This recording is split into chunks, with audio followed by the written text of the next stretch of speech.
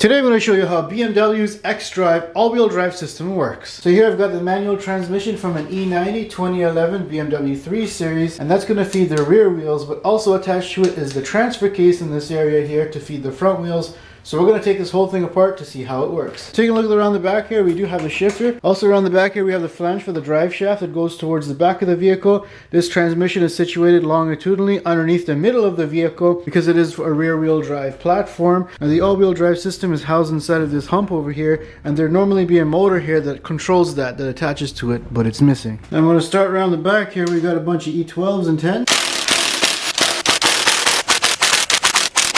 First, I must remove this snap ring. Finally got that out. This should just pop out.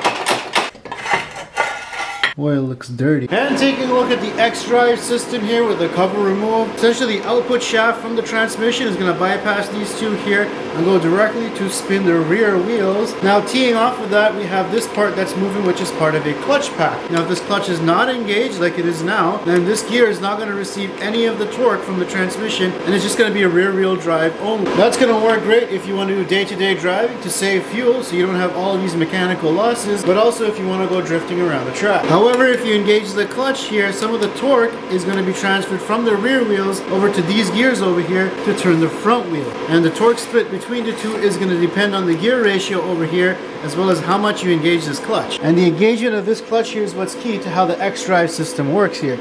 Essentially, you have a wet clutch system here, just like in any other automatic transmission, but instead of hydraulically actuating it, it actually manually actuates it using an electric motor that was mounted on the outside of the housing. And in order to engage that clutch, we have these two forks over here that are going to push the clutch this way, and controlling that we have a cam mechanism and some teeth here that are engaging with the electric motor. So now if the electric motor were to spin up on these teeth here, it's going to turn this cam, which you can see operates like that. The forks are now going to be skinned outward on both sides.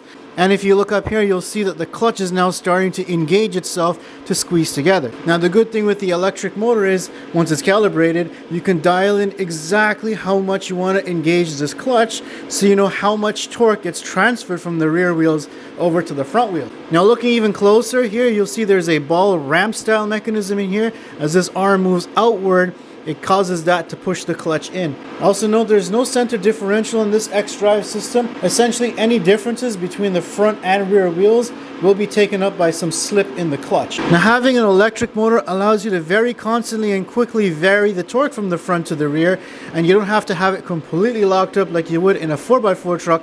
Having it partially engaged still allows for some slip and some variation other than, say, a 50-50 torque split. Now, speaking of torque split, it really depends on the gear ratios that you have inside of here. A lot of these BMW xDrive systems are set up to be rear biased, which means that when all-wheel drive is engaged, 60 to 70% of the power is actually sent to the rear, and then 30 or 40 will be sent to the front for more vehicle stability and traction. Of course, unlike a Subaru or an Audi all-wheel drive system, you have a mechanical override in how much torque is actually split between the two. Now I'm going to continue taking this thing apart so we can see how this works. It looks like we do have an oil pump here. There's a suction tube. It runs off of the output shaft here. And I'll take off this clutch mechanism over here. Let's take off this counter gear here. Just to clarify, you can see this smooth area here is where that front wheel drive gear would slide onto and just roll. It doesn't actually spline to the output shaft. It has to go through the clutch first before it can engage the front wheel drive. Taking a look at the xDrive components here, it's actually quite simple. You have this half gear over here, which the electric motor is going to turn. You have a minimum point here on the cam, which is where these are going to be in their relaxed state. And then when you turn this gear here, they're going to move to their highest most state on this cam, which is what's going to pull this apart the most. Now I'm going to pop off this back casing over here, and you'll see this is what's splined to the output shaft to steal some of that power that was going to the rear wheels. And here we have a wet clutch. There's a snap ring on here, which I hate. Alright, I give up on this snap ring.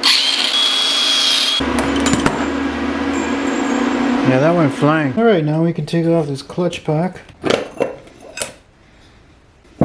Here you can see we've got the steel discs. So as you can see, the steel discs here are going to be internally splined to this piece, which in turn is splined to the front wheel drive gear over here. And the friction discs here are splined to this drum, which were splined to the tail shaft going to the rear wheels. So normally these are going to be slipping in transmission fluid when they're not engaged, and if you lock these up, well, then the torque is going to be split between the rear and front wheels. Now this was a running and driving vehicle, and they appear to be in decent shape. Now excuse me, but my balls are falling all over the table here. If we take this thing apart, we'll pull this arm off here. You can see the ramps inside of here. Pull this one off here, you can see these two balls are still remaining. And then finally we have the front wheel drive gear with a thrust bearing. Now these two arms with the ball ramps on them are opposite to each other. Now if you look closely, you'll see that they're kind of a ramp system. So in a rest position, the ball is going to be sitting where it is, and as you start to move the arms relative to each other, the ball is going to start climbing up the ramp. And not only is it climbing the ramp, it's also giving you a displacement in the up and down direction, and that's what gives you that clamping force on that clutch. And you can kind of see how, as I do this, how the plates start to come apart from each other.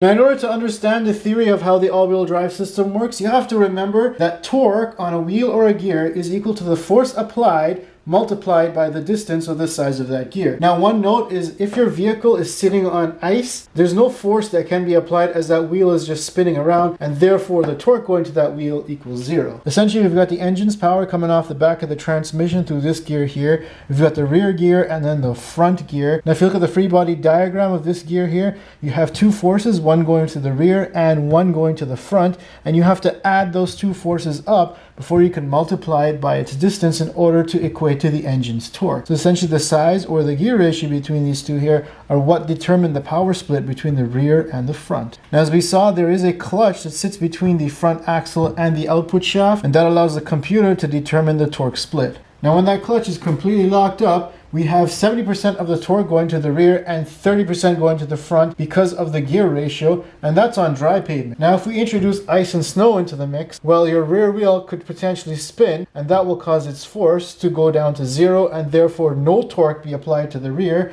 and all of the torque is going to be applied to the front wheels in order to get you out of that situation. Now, let's say you want to do a little bit of drifting. Well, you're going to unlock this clutch, and 100% of the torque is now going to the rear wheel. Now, in most xDrive vehicles, this clutch is always dynamically being engaged on and off depending on the road conditions. Now, you would want that because you don't want binding between these two axles. So let's say the car takes a corner, the front and rear wheels are going to move at different speeds from each other, or let's just say you lose a little bit of traction on the rear wheels. Well, you're going to have a little bit of slip between these two axle speeds, and that clutch is what's going to take up that slip. Now, because there's no center differential to take care of the slip between the two, there's always a chance that this clutch could fail. For example, if you're doing a burnout and without being in sport mode or disengaging this clutch, you're stepping on the brakes on the front and you've got lots of power being sent out to the rear. There's a huge speed differential between these two. That clutch is not going to manage all that torque difference and it'll burn out. Additionally, it's also important to keep your tire sizes very similar because that could also cause a speed difference between the two. A lot of people like to run staggered tires on these BMWs, and over time these axles are basically rotating at different speeds from each other, which is causing a bit of slip inside of here. Now, a tiny amount of slip is okay, but if you've got a huge difference between these two, again, it's going to cause this clutch to wear out and fail. Now, since this all-wheel drive system is dynamic, it can also help a lot with handling. So for example, let's say you're in an understeer situation where the driver wants to negotiate a corner, but the car is just plowing straight ahead. Well, what the system can do is reduce the amount of torque going to the front wheels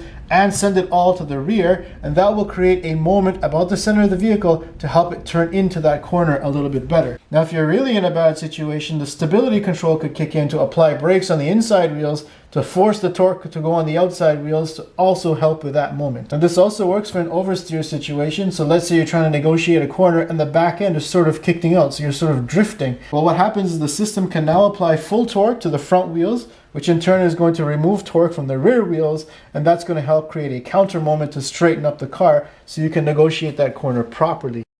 Now, if you've got torque vectoring differentials, not only can you dynamically move power from front to rear, you can now move it from side to side. So for example, if 80% of the power is going to the rear and you want to negotiate a corner, well, the torque vectoring differential can send most of the power to the outside wheel to help the car spin around that corner. Now, the advantage to this is that the vehicle dynamic system isn't going to kick on the brakes on the inside wheels.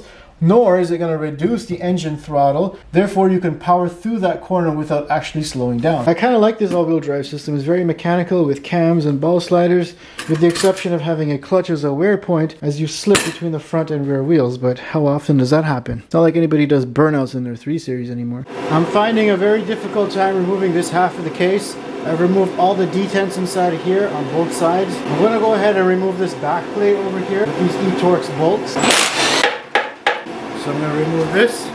This essentially is like the all-wheel drive plate adapter, which has the bearings all for the transfer case. If you didn't have this piece, this tail shaft would just have a flange on it going to your rear wheel drive only BMW 3 Series. Now, I was intent on opening this transmission to show you guys how it works, but I've pulled out all the plugs and pried as much as I can. I can't get this transmission to split. Knowing BMW, you probably need a special tool and a press to pull this thing apart. And that's pretty much a look at how the BMW xDrive system works. Make sure you subscribe if you want to see more videos, just like this one.